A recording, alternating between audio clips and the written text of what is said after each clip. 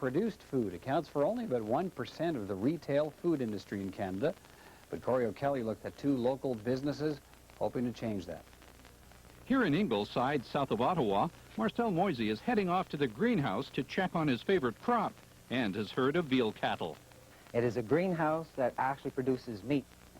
For 9 years now, he's been experimenting with hydroponics, barley grass, and the heat produced by cows. And he's come up with a process that can take the angst out of eating meat. This remarkable process is totally interdependent. The cattle here provide the heat to help germinate the barley seed and the methane gas that helps it grow. They're then fed the barley grass, and the cycle continues. Here's what makes it work: barley grain. It's first soaked in water to soften the shells. Then Marcel and his wife Nori sew it on these huge plastic shelves. We're spreading the barley grains about 3/4 of an inch thick in order to make the harvest mechanization to facilitate it better. And after it's sown, you just let the electronic clock do all the work. That turns on the water sprinklers several times an hour. The plants are flooded with nutrients like nitrogen and potassium. In less than 20 hours, the barley explodes with tiny shoots. Then on day 2, the barley grass is just starting to come up. And on day 3, it's a lot thicker yet, and it looks more like a carpet.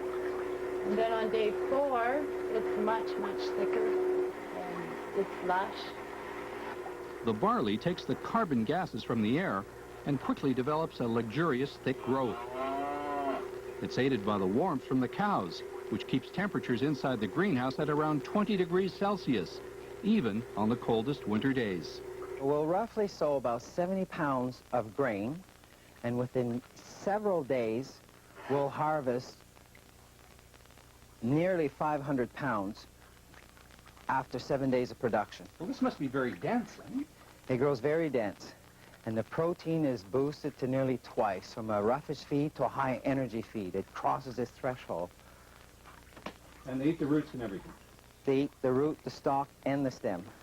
If we would wait 8 or 9 days, we'd harvest maybe 100 pounds more, but the protein starts to drop in it. So we found that a 6-inch height after 7 days is where the animals tend to benefit the most from it. And it's the nutrients in barley grass that excites Marcel. The veal calves are fed milk for the first 8 weeks, then are switched over to the barley grass diet and record rapid growth, adding almost 2 kilograms of weight a day. Or whatever a calf would consume in milk, we can replace it with about 35 pounds of these grasses. And 35 pounds of these grasses would cost you maybe 25 cents to produce. In comparison to a 5-gallon pail of milk, they're outrageous, the cost differences.